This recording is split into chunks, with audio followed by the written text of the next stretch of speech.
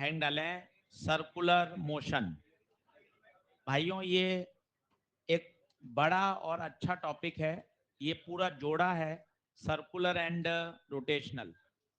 केवल इस circular rotational से 3 से 4 प्रश्न मिलते हैं।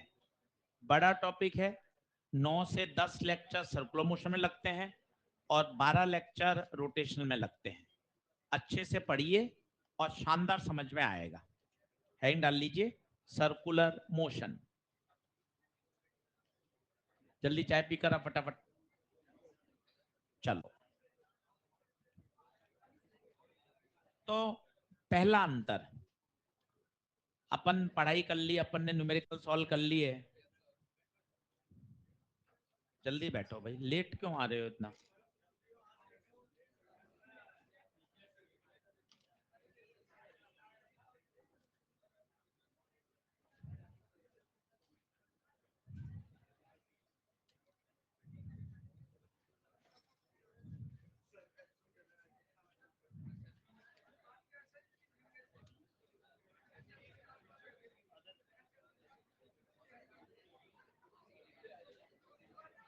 इधर आगे आ जाओ दोनों।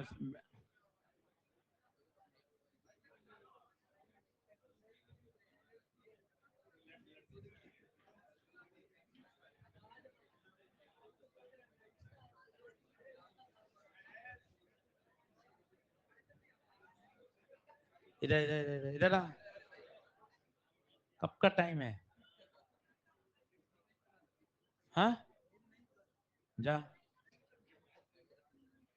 लिखें सर्कुलर मोशन। अच्छे से तरीके से पढ़िए। आज हम पहले पढ़ेंगे 1 घंटा सर्कुलर मोशन के फंडामेंटल्स। तो लिखिएगा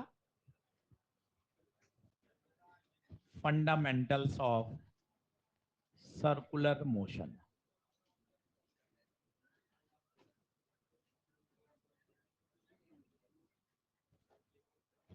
फंडामेंटल्स ऑफ सर्कुलर मोशन।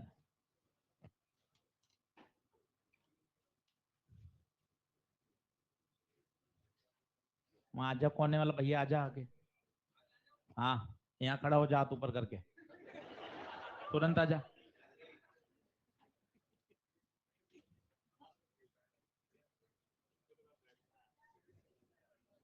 बात करता रहेगा फिर कैसे पढ़ाएंगे? नहीं, आ जाओ, आ जा, यहाँ खड़ा हो जा, हाथ ऊपर करके, वहां टीवी के पास।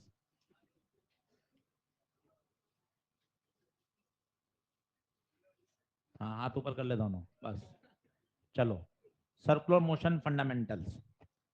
अब पहला अंतर तो ये होता है ना, आप सर्कुलर आपने पढ़ लिया, रोटेशनल आपने पढ़ लिया, पहले का पढ़ा हुआ है। कोई छोटा बच्चा मिला 11वीं 12वीं का, कि ना अंतर क्या होता है? आप कहोगे यार सर्कुलर में चीज घूमती है, रोटेशनल में भी घूमता है, एक कॉमन है, दोनों के सवाल सॉल्व नहीं होते, है ना? है ना? तो अंतर क्या होता है? अंतर होता है, बैठो वहां जाके इधर, बात मत करना। ठीक है, चलो। तो सबसे पहला अंतर कि सर सर्कुलर और रोटेशनल में क्या है? तो सोचिए, बात को समझिएगा। बॉडी, रिजिड बॉडी, ऑब्जेक्ट हमेशा रोटेशनल मोशन करता है, पर ऑब्जेक्ट पे पार्टिकल्स जो होते हैं वो क्या करते हैं? Circular motion. ये बेसिक और सबसे अच्छा अंतर है। आप देखिए, मैं बात करता हूं पंखे की। ये पंखा, ये इसकी शाफ्ट एक्सिस, ये इसकी पंखड़ियां। आप ध्यान से देखिएगा, पंखा तो इस एक्सिस के अबाउट रोटेशनल मोशन कर रहा है। रोटेशनल मोशन शब्द रिजिड बॉडी के लिए, ऑब्जेक्ट के लिए परिभाषित होता है, पर इस पे एक पार्टिकल, इस पर एक आप मार्कर से लाल रंग का निशान लगा दो और केवल पंखे चलाकर लाल रंग के निशान को देखो, तो लाल रंग का निशान क्या करेगा? Circular motion. इस बात को समझिए, पार्टिकल्स क्या करेंगे? Circular motion. बॉडी क्या करेगी? रोटेशन। तो ये पहला अंतर समझ में आना चाहिए। मान लो इस पे आपने एक पार्टिकल ले लिया, इसके घूमने से ये देखिए पार्टिकल कैसा मोशन कर रहा है, सर्कुलर मोशन। और इमेजिन करके बताता हूं, एक तख्ती लीजिए, तख्ती या कोई प्लैंक या कोई लकड़ी का तख्ता, ये यहां रखिए, यहां इसको कील ठोक दीजिए, ठीक है, ताकि वो गिरेगा नहीं। इस तख्ती को पूरा घुमा दीजिए। आप कहेंगे तख्ती तो रोटेशनल मोशन कर रही है। तख्ती पर एक रेडियम चिपका दीजिए, लाइट ऑफ कर दीजिए, अब तख्ती को घुमाइए, आपको तख्ती नहीं दिखेगी, केवल वो रेडियम चमकता हुआ दिखेगा। बताइए रेडियम कौन सा मोशन कर रहा है, सर्कुलर मोशन। तो पहला ये मुझे डिस्टिंग्विश होना चाहिए, पहली बात। अब इसमें 5 बातें हैं जिसपे अगले 10 लेक्चर अपने सेट हैं, उन 5 बातों को बात करेंगे। टाइम पीरियड क्या होता है, फ्रीक्वेंसी क्या होती है, angular displacement, angular velocity, angular acceleration, इन शब्दों को आज समझना है। इसलिए आज की हमारी हेडिंग है फंडामेंटल्स। टॉपिक नहीं पढ़ रहे आज, तो इन 5 टर्म के साथ हमें खेलना है। टाइम पीरियड पहले छोटा छोटा सुन लीजिए, फिर लिखेंगे।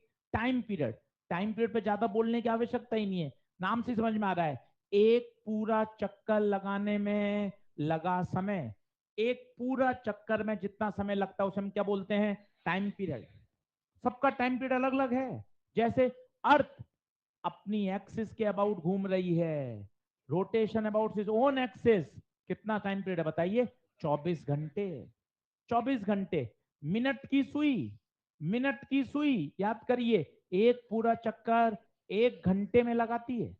मिनट की सुई अभी 2 पर है, अगली बार फिर 2 पे आएगी, 1 घंटा निकल जाएगा। सेकंड की सुई एक पूरा चक्कर लगाने में 12 घंटे या 24 घंटे। सेकंड की सुई 1 मिनट, बस 1 मिनट में चक्कर लगा लेती है। जबकि घंटे की सुई आर एंड, अभी घंटे की सुई 9 पर है, अब रात को 9 बजे वो वापस 9 पर आएगी, 12 घंटे। तो व्हाट इज टाइम पीरियड, एक पूरा चक्कर लगाने में लगा समय। फिर आएगी टर्म फ्रीक्वेंसी, ये ऐसी टर्म है जो पूरे चैप्टर में आएंगी, एक बार दिमाग में क्लियर हो गई, अपने आप बढ़िया काम समझ में आएगा। तो पहले डायग्राम बना लीजिए। बॉडी तो क्या कर रही है, रोटेशनल, पर बॉडी पे स्थित अनंत पार्टिकल सर्कुलर। सबकी रेडियस अलग अलग है, इसकी रेडियस अलग, इसकी रेडियस अलग। डायग्राम बना लीजिए। पार्टिकल्स, पार्टिकल्स क्या परफॉर्म कर रहे हैं, सर्कुलर मोशन। आराम से पढ़िएगा, आज बेसिक और फंडामेंटल लेक्चर है। आज मुझे 5 बातें आपको समझानी है, 5 बातें आप समझ लीजिए, बढ़िया काम हो जाएगा। Time period, frequency, angular displacement, angular velocity और एंगुलर एक्सीलरेशन।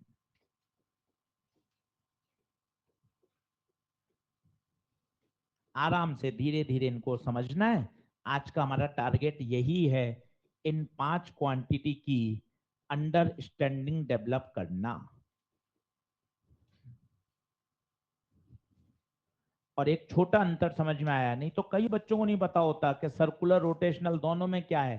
तो आपको समझ में आ रहा है, बॉडी, बॉडी रोटेशनल मोशन कर रही है, ये दरवाजा इस एक्सिस के अबाउट रोटेशनल मोशन कर रहा है, इस एक्सिस के अबाउट। पर यहां कोई एक पार्टिकल, यहां एक पार्टिकल, यहां एक पार्टिकल, वो क्या कर रहे हैं, सर्कुलर मोशन कर रहे हैं, सर्कुलर मोशन कर रहे हैं। ये बात समझ में आनी चाहिए। जैसे आगे रोटेशनल मोशन में डायग्राम बनाएंगे, यही कोशिश करते हैं। ये कोई रिजिड बॉडी है, तो दरवाजा ही मान लिया, ये इसकी एक्सिस है, इस एक्सिस के अबाउट बॉडी तो घूम रही है, पर ये पार्टिकल सर्कुलर मोशन कर रहा है। इसकी रेडियस अलग है, इसकी रेडियस अलग है। अलग अलग पार्टिकल अलग अलग रेडियस पर सर्कुलर मोशन कर रहे हैं, but body is performing rotational motion. कोई पूछता नहीं है, पर आप खुद सोचिए, हमें पूरे चैप्टर पढ़ने, अगले 20 दिन हमें इसी पे रहना है, कोई पूछे तो हमें पता तो हो क्या सर्कुलर रोटेशनल में एक बेसिक अंतर क्या है। चलिए 5 बातें लिख लीजिए। इन 5 बातों को आज हमें 1.5 घंटा देना है।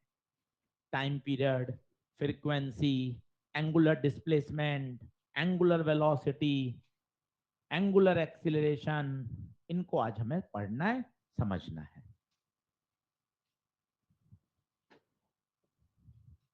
पांचों के नाम लिख लीजिए।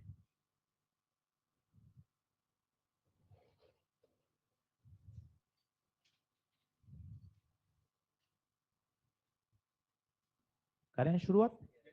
चलो पहला लिखिए टाइम पीरियड। तो टाइम पीरियड में ऐसे कोई रॉकेट साइंस नहीं है, आप अपने आप समझ सकते हैं। टाइम पीरियड का मतलब ही क्या है? एक पूरा चक्कर लगाने में लगा समय। पहला टाइम पीरियड, इसको कैपिटल टी से डिनोट किया जाता है। डेफिनेशन कोई नहीं पूछ रहा, सरल शब्दों में लिखें, एक पूरा चक्कर लगाने में लगा समय। जैसे मिनट हैंड का टाइम पीरियड बताइए। मिनट हैंड को एक पूरा चक्कर लगाने में कितना समय? 1 मिनट? 1 मिनट या 60 मिनट? 60 मिनट। अच्छे से सोचिए, मिनट हैंड है, मिनट हैंड मिनट सुई। अभी 2 पर है, तो अगली बार 2 पर आएगी तो 1 घंटा निकल जाएगा। अभी 9:10 हुए हैं, अब अगली बार 2 पे आएगी तो 10:10 हो जाएंगे। तो अच्छे से सोच समझ के लिखिए, 2 बार ये सवाल आ गया है। तो मिनट हैंड का टाइम पीरियड 60 मिनट। सेकंड में कन्वर्ट कर लें तो 60 × 60। जबकि अर्थ का rotation about its own axis, ये कितना होगा? 24 घंटे। दो अलग अलग चीजें होती हैं, बचपन में सिखाते थे आपको, छठी सातवीं आठवीं में। एक रोटेशन होता है, एक रिवॉल्यूशन होता है। रोटेशन तो अपने एक्सिस पे घूमना होता है 24 घंटे, और सन के चारों तरफ वो उसमें कितना समय लगता है? 365 दिन, 1 साल। दो अलग अलग होता है, एक खुद की एक्सिस के अबाउट घूमना, एक सन के चारों तरफ घूमना। नहीं सुना कभी? पहली बार ही सुन रहा है, वेरी गुड। आर एंड बताइए टाइम पीरियड। आर एंड का टाइम पीरियड 12 घंटे। तो मेरे हिसाब से टाइम पीरियड में कोई कठिन बात नहीं है। टाइम पीरियड की सीधी परिभाषा है एक पूरा चक्कर लगाने में लगा समय। इन सब पे सवाल आएंगे आगे जाकर, इसलिए सारी जानकारी काम की है। इसका सिंबल क्या होता है? Capital T. दूसरा आता है फ्रीक्वेंसी, ये इंपॉर्टेंट है। फ्रीक्वेंसी होता है नंबर ऑफ साइकिल्स पर सेकेंड। सरल भाषा में, 1 सेकंड में कितने चक्कर, इसे बोलते हैं फ्रीक्वेंसी। रिपीटिशन कितना हो रहा है, चक्कर तो लगा रहे हो। अब एक पंखा तेज घूम रहा है, वो 1 सेकंड में ज्यादा चक्कर लगा रहा है। एक पंखा धीरे धीरे घूम रहा है, वो 1 सेकंड में 2 चक्कर लगा रहा है। दूसरा पंखा 1 सेकंड में 6 चक्कर लगा रहा है। आप कहोगे किसकी फ्रीक्वेंसी ज्यादा है? दूसरे पंखे की। तो इन टर्म्स की फील लानी पड़ेगी। What is frequency? 1 सेकंड में उसने कितने चक्कर लगाए।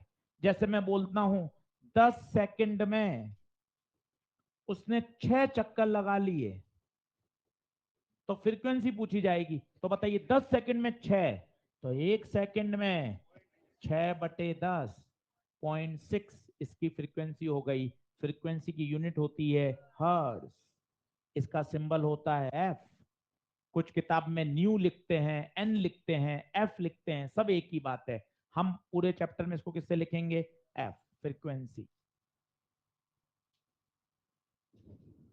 ये क्या है, बार बार सवाल में अटकने हैं, इससे बढ़िया अभी एक बार समझ लें व्हाट इज फ्रीक्वेंसी। 1 सेकंड में लगने वाले चक्कर। इसका फॉर्मूला आप सभी को पता है, एफ बराबर 1/t। यूनिट बताइए, एफ की यूनिट हर्ट्ज।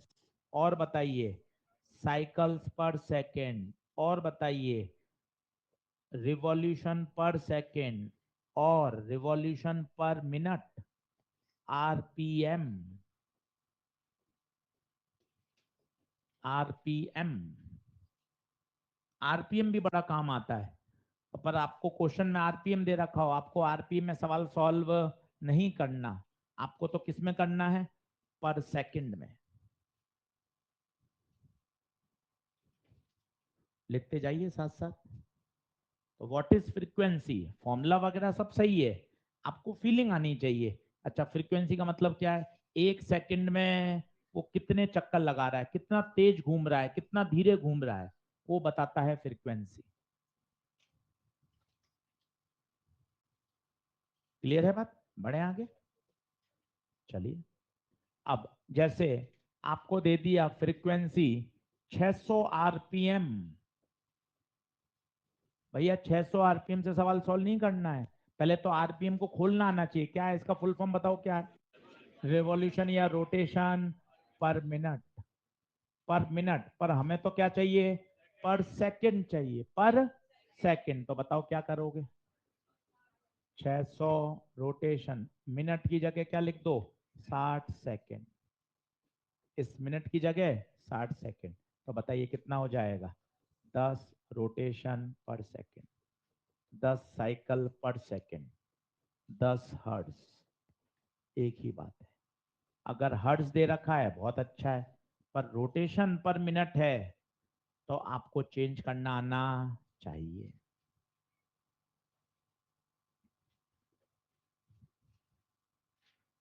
बोलिए, बढ़े आगे। बेसिक हैं, आज टॉपिक स्टार्ट ही नहीं कर रहे, आज फंडामेंटल्स पढ़ रहे हैं। ये ऐसी टर्म है जो अगले 10 लेक्चर तक आपके साथ चलेंगी, बार बार आएगा, time period, frequency, omega, alpha. तो अगर आप उनको खेलना सीख जाएंगे, सवाल आपसे बनने लग जाएंगे।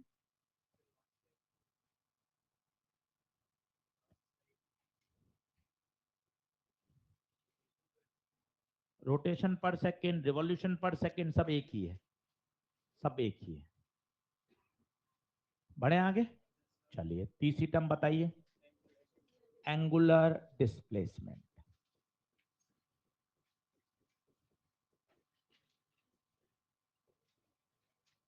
एंगुलर डिस्प्लेसमेंट, हाँ, थोड़ा बड़ा लिखूंगा, ठीक है। Angular displacement. अब ये एंगुलर डिस्प्लेसमेंट क्या होता है, नाम से पता चल रहा है। एक तो आपने 8वीं 9वीं 10वीं पढ़ा था, डिस्प्लेसमेंट, डिस्टेंस, पार्टिकल चल रहा है, कितनी दूरी पे चला, इनिशियल और फाइनल के बीच की सीधी दूरी, वो क्या आ गया, डिस्प्लेसमेंट। पर आज टर्म डिस्प्लेसमेंट नहीं है, क्या है, एंगुलर डिस्प्लेसमेंट। वापस उसी डायग्राम से समझते हैं, आपको मजा आएगा। ये पंखा, ये पंखे की पंखड़ियां। अब आप सुनिएगा, आपने यहां पर एक निशान लगाया ए, पंखा चलाया तुरंत बंद कर दिया, ए घूमकर इधर आ जाएगा। ये मान लो घूम गया 30 डिग्री, तो आप कहेंगे इसका एंगुलर डिस्प्लेसमेंट कितना है, 30 डिग्री। वापस फिर से देखिए, एक पार्टिकल है जो सर्कुलर मोशन कर रहा है, ऐसे ए पे था, कुछ समय बाद वो कहाँ आ गया, बी पर। तो ए से बी तक जितना एंगल घूमा, ये एंगल क्या कहलाएगा, एंगुलर डिस्प्लेसमेंट। पोजीशन वेक्टर कितना घूम गया, अब एक कठिन शब्द बोल दिया, पोजीशन वेक्टर। क्या होता है पोजीशन वेक्टर, देखो, ये सर्कल का कौन है, सेंटर, इसे बोल दिया ओरिजिन, 0,0, पहले पार्टिकल कहाँ था, ए पर, एक से मिलाया, ये क्या कहलाएगा बताइए, पोजीशन वेक्टर। क्या है ये, पोजीशन वेक्टर। पार्टिकल ए से घूमना स्टार्ट हुआ, कहाँ आ गया, बी पर, ये पोजीशन वेक्टर यहाँ आ गया। बताइए पोजीशन वेक्टर वहीं रहा या पोजीशन वेक्टर घूम गया, घूम गया। जितने एंगल से घूमा, that angle is called angular displacement. नाम से स्पष्ट है, angular displacement, particle given time में कितना एंगल घूमा, कितना एंगल घूमा, दैट एंगल घूमना इज कॉल्ड एंगुलर डिस्प्लेसमेंट।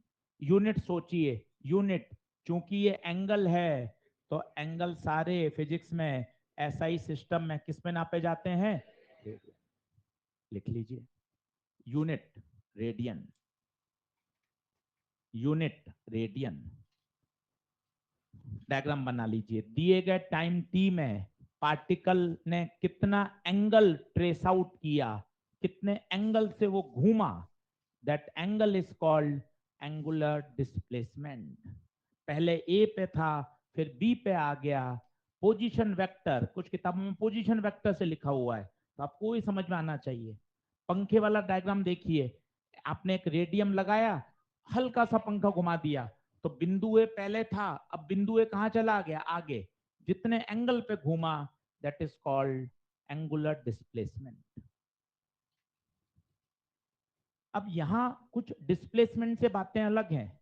आपने बचपन में पढ़ा था, पार्टिकल गया और चक्कर लगाकर वापस वहीं आ गया, तो आपने बोला था बचपन में इसका डिस्प्लेसमेंट कितना? 0।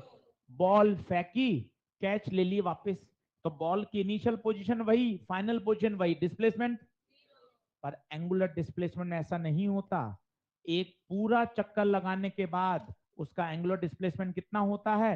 2 पाई रेडियन। पूरा चक्कर, आप खुद सोचिए, ए से घूमकर वो वापस ए पर आएगा, डिस्प्लेसमेंट तो 0 है, बट एंगुलर डिस्प्लेसमेंट 0 नहीं है। तो याद रखिएगा, एक पूरा चक्कर, एक पूरा चक्कर अगर लगा लेगा, तो उस केस में जो एंगुलर डिस्प्लेसमेंट है वो बताइए क्या होगा? 2 पाई रेडियन। डिग्री से रेडियन, रेडियन से डिग्री बदलना आना चाहिए। बेसिक मैथ्स में सिखाया था, 2 मिनट वापस सिखा देता हूं। 30 डिग्री है, तो किससे मल्टीप्लाई करते हैं? पाई बाय 180 से। तो किस में बदल जाएगा? रेडियन। काम आएगा, हमेशा रेडियन में काम करना है, हमेशा रेडियन में काम करना है। तो डिग्री से रेडियन में बदलने का तरीका, डिग्री से रेडियन में बदलने का तरीका किससे मल्टीप्लाई करते हैं? Pi by 180। ये खास बात है, एक पूरा चक्कर में, एक पूरे चक्कर में एंगुलर डिस्प्लेसमेंट 0 नहीं कहते, कितना बोलते हैं? 2 पाई। बचपन से पढ़ रहे हैं, पूरा चक्कर घूम गए मतलब 360 डिग्री घूम गए, 360 डिग्री का मतलब 2 पाई रेडियन।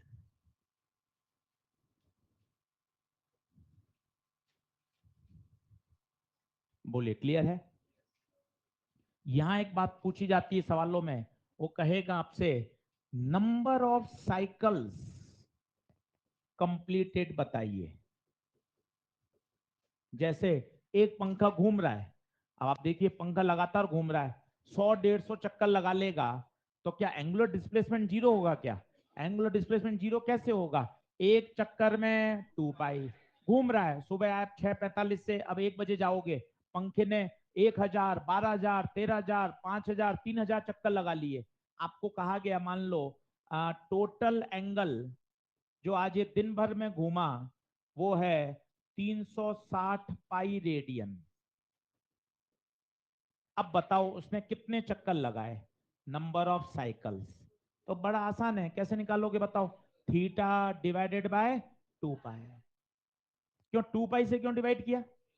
एक चक्कर में 2 पाई, सोचो 4 चक्कर लगाता, 2 पाई 2 पाई 2 पाई 2 पाई, कितना हो गया? 8 पाई। अब मैं आपसे पूछता नंबर ऑफ चक्कर, 8 पाई डिवाइडेड बाय 2 पाई, सीधा आंसर कितना? 4। तो ये छोटी छोटी बातें पूरे चैप्टर में परेशान करती हैं। नंबर ऑफ साइकिल्स पूछे तो सीधा फॉर्मूला, थीटा डिवाइडेड बाय 2 पाई।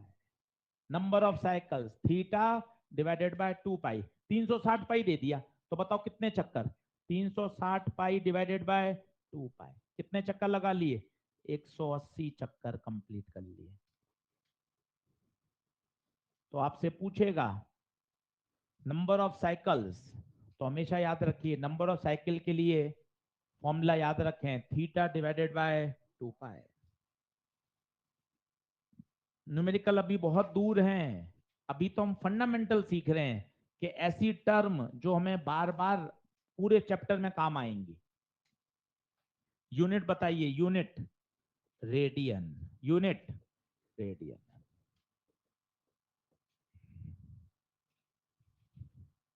ये एक अंतर है। एक पूरे चक्कर में डिस्प्लेसमेंट तो जीरो होता है, बट एंगुलर डिस्प्लेसमेंट जीरो नहीं होता। कितना लेते हैं? 2 पाई रेडियन। अब एक छोटी सी इंफॉर्मेशन है, वो इंफॉर्मेशन लिख लीजिए। उसकी डिटेलिंग तो अपने सिलेबस में और बुक्स में नहीं है, पर लिख लेते हैं ताकि कोई सवाल बन जाए तो नोट लगाइए। नेक्स्ट करूं क्या? आइए जल्दी से।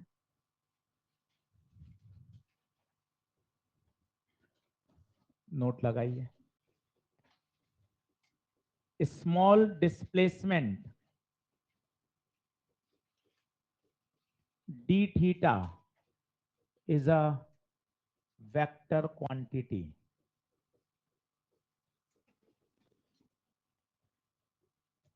दूसरा, its direction is given by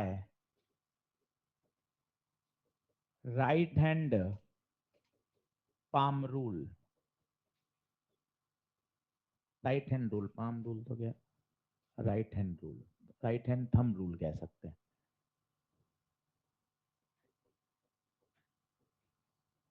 तीसरा, इन वेक्टर का नाम होता है एक्सियल वेक्टर।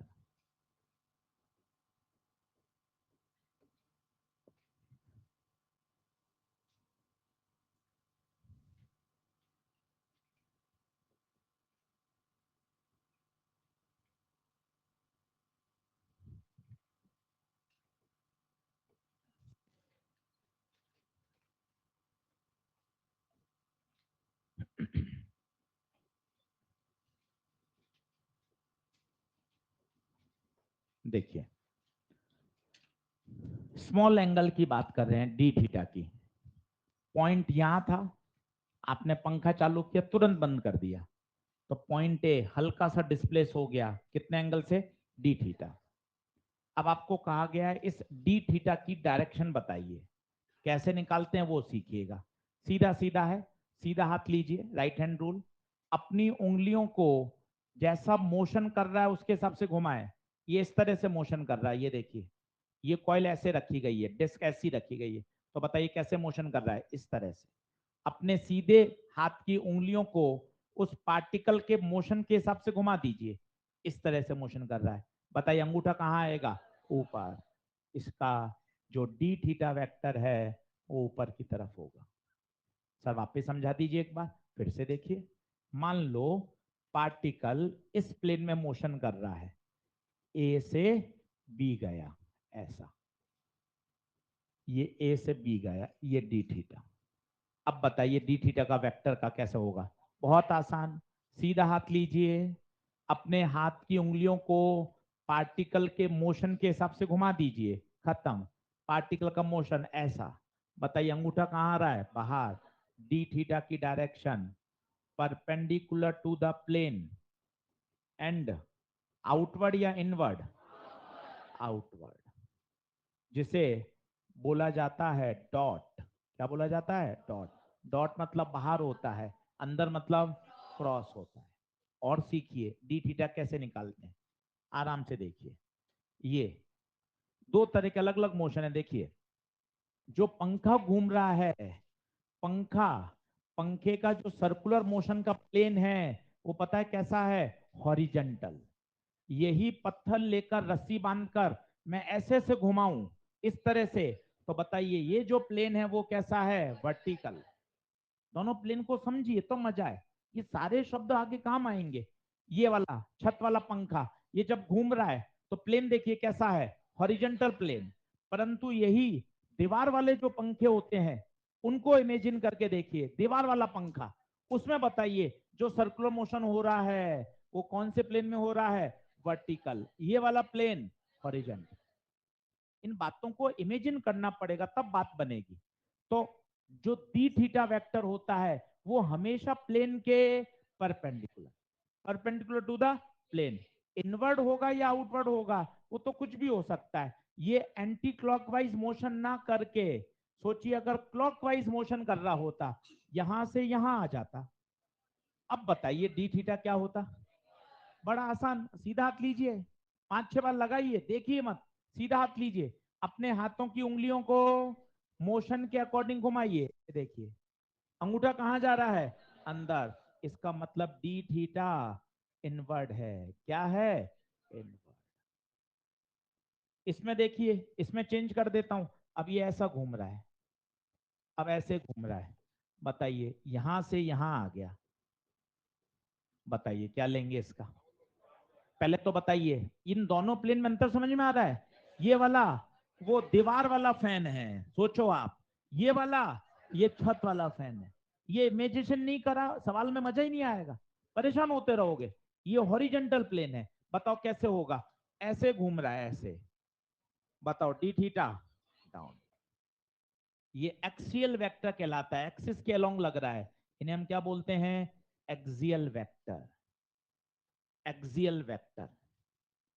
तो हमेशा ध्यान रखिए, एक्सियल वेक्टर है, एक्सिस के अलोंग लग रहा है, राइट हैंड थंब रूल लगा के इसकी डायरेक्शन निकालनी पड़ेगी, डायरेक्शन थोड़ी सी अलग है, फील नहीं आएगी, फील को थोड़ा साइड में रखना पड़ेगा और रूल समझना पड़ेगा।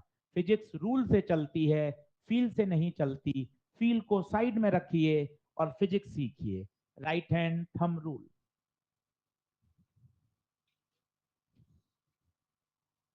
बोलिए क्लियर है क्या।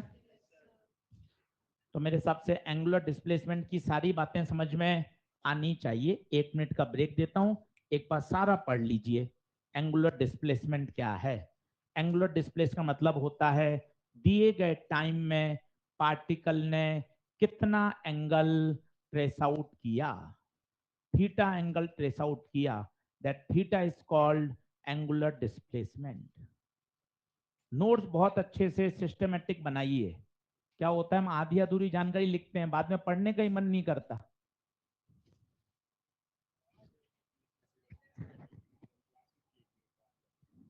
नहीं करना है। ठीक, चलिए, क्या ये बात क्लियर है।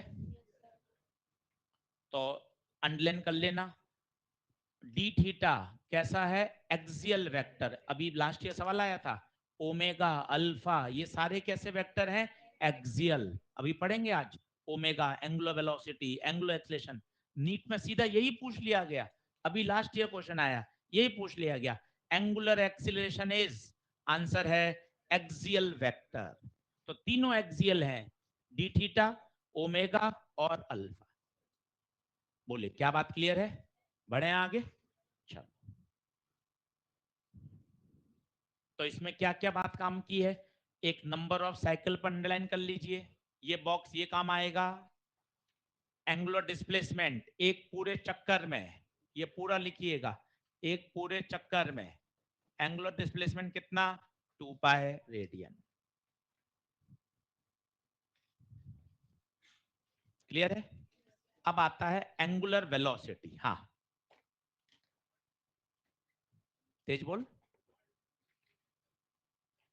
ऐसा क्यों लिखा गया, ये इसकी डेफिनेशन से आया है, जो लार्ज एंगल है ना वो वेक्टर के कम्यूटेटिव लॉ को फॉलो नहीं करते, theta 1 plus theta 2 is not equal to theta 2 plus theta 1, large angle इसको फॉलो नहीं करते, इसलिए लार्ज एंगल को नहीं कहा गया, स्मॉल एंगल इस लॉ को फॉलो करते हैं, इसलिए कहा गया स्मॉल एंगल क्या है, वेक्टर क्वांटिटी है, लार्ज एंगल वेक्टर क्वांटिटी नहीं है, ये इंफॉर्मेशन है, अगर डेफिनेशन में जाएंगे तो थोड़ा सा सीखना पड़ेगा, वो ऐसा होता है ds बराबर डी थीटा क्रॉस आर, अभी अपने सिलेबस में नहीं है, बाय डेफिनेशन ये है एंगुलर डिस्प्लेसमेंट, ये आर्क, अब आप सोचो आर्क जो है, आर्क ये आर्क है, ये आर्क वेक्टर कैसे बन सकती है, कैसे बनेगी, आर्क तो लगातार घूम रही है, केवल एक ही सिचुएशन में इसको वेक्टर माना जा सकता है, जब ये बहुत स्मॉल हो, नहीं तो आर्क को वेक्टर कैसे बोलेंगे, आर्क कभी वेक्टर हो नहीं सकती, बहुत स्मॉल होगी, तभी आप इसको क्या बोलोगे, वेक्टर, नहीं तो आर्क तो लगातार आर्क के फॉर्म में है, उसको वेक्टर कैसे बोलोगे, वेक्टर तभी बोला जा सकता है डेफिनेशन में जब वो बहुत क्या हो, स्मॉल हो, बड़े के लिए लागू नहीं होता, इसलिए कहा गया small angular displacement is a vector, ये डेफिनेशन है, अपने सिलेबस में नहीं है इसलिए लिखा नहीं रहे, सिर्फ इंफॉर्मेशन लिखा दी, पढ़ें क्या आगे। चलिए आगे बढ़िए, लिखिए एंगुलर वेलोसिटी। अब पहले एंगुलर वेलोसिटी की फील लीजिए, तब मजा आएगा। फॉर्मूला वगैरह तो सब ठीक है। ये दरवाजा है अभी ऐसा, ठीक है। अब मैंने इसको घुमाकर ऐसे खोल दिया।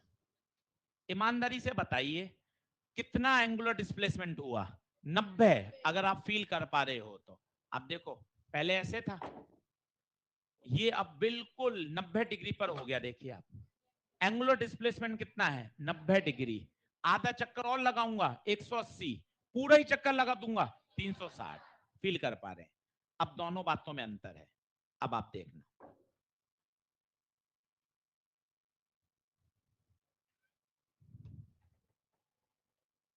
यहां भी एंगुलर डिस्प्लेसमेंट 90 है, पर उस 90 को करने में इसको समय ज्यादा लगा। अब बताइए, ये भी 90 डिग्री है, पर ये 90 डिग्री घूमने में समय कम लगा। यही शब्द आती है एंगुलर वेलोसिटी। बिल्कुल वैसा ही है। किस रेट से आपका थीटा चेंज हो रहा है? पहले आप इसको 9th क्लास से मिलाइए, मजा आएगा। 9th क्लास से छोटा बच्चा क्या कहेगा? सर आप धीरे चल रहे हो, ये आप तेज दौड़ रहे हो। पर इसके पीछे की फिजिक्स बताइए। वेलोसिटी की परिभाषा बहुत अच्छी है, the rate of change of position. मेरा पोजीशन कोऑर्डिनेट, एक्स कोऑर्डिनेट बहुत धीरे धीरे चेंज हो रहा है। The rate of change of position बहुत स्लो है, इसलिए आप कहोगे स्पीड स्लो है। इस बोतल की पोजीशन बदल ही नहीं रही, बदल ही नहीं रही। आप कह रहे हो बोतल रेस्ट में है, फिजिक्स से सोचोगे मजा आ जाएगा। What is velocity? The rate of change of position with respect to time. 10 बजे बोतल की पोजीशन यही, 10 बज के 2 मिनट पर यही, 10 बज के 5 मिनट पर यही। इस बोतल की पोजीशन बदल ही नहीं रही, इसलिए आप कह रहे हो बोतल की वेलोसिटी 0 है। उसी तरह एंगुलर वेलोसिटी की फील लीजिए। एंगल घूमने में कितना समय लग रहा है? दोनों ही केस में मैंने दरवाजे को 90 डिग्री घुमाया, पर एक में तेज घुमा दिया और एक में, तो आप कहोगे जिसमें तेज घुमा उसका ओमेगा क्या है? ज्यादा है। क्या ओमेगा की फील आ रही है? रिलेट कर पा रहे हो? वहां वेलोसिटी है, यहां एंगुलर वेलोसिटी है। परिभाषा लिख लीजिए ओमेगा की, the rate of change of angular position, rate of change of angular position with respect to time, with respect to time is called angular velocity, represented by omega. दो तरह की होती हैं, आप याद करिए। वेलोसिटी भी दो तरह की होती थी, एक इंस्टेंटेनियस और एक एवरेज। ये भी बच्चे दो तरह की होती है। पहला इंस्टेंटेनियस, याद आ रहा हो? अगर इंस्टेंटेनियस शब्द आता है तो कैलकुलस काम में आती है। ओमेगा बराबर D theta by D T, omega बराबर D theta by D T. पर अगर मैं आपसे एवरेज एंगुलर वेलोसिटी पूछूंगा तो बताइए एवरेज कैसे निकालेंगे? ओमेगा बराबर delta theta by time taken, total angular displacement, total angular displacement upon time taken। ये इंस्टेंटेनियस है, ये एवरेज है। आपको सिखाया भी था, अगर ये टाइम गैप धीरे धीरे जीरो की तरफ अप्रोच करे, बहुत स्टार्टिंग के लेक्चर जिसने पढ़े हैं, जो सीकेंट है वो क्या बन जाता है? टेंजेंट। जो एवरेज है वो क्या बन जाता है? इंस्टेंटेनियस। ये इंस्टेंटेनियस है, ये एवरेज है।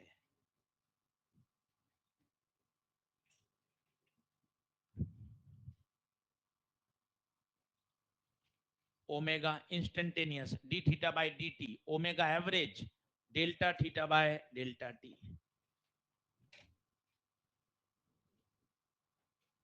जैसे क्या मतलब होता है uniform circular motion, non uniform? आप देखेंगे धीरे धीरे आपको समझ में आएगा।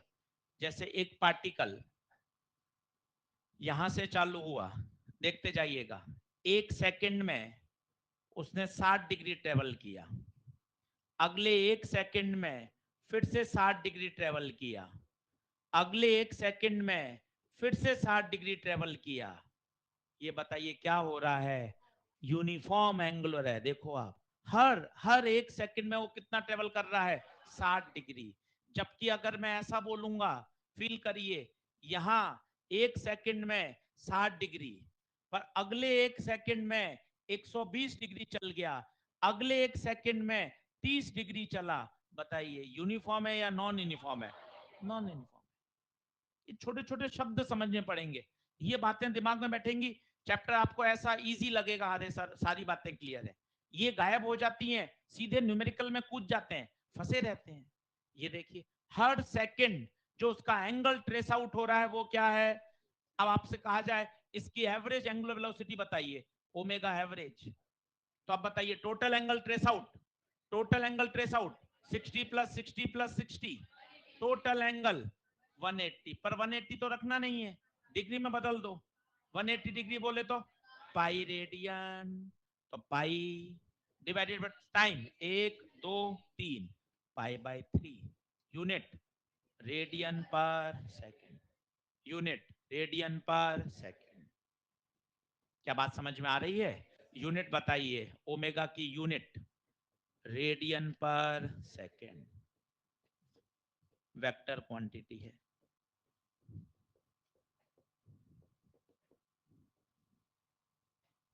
बना लीजिए।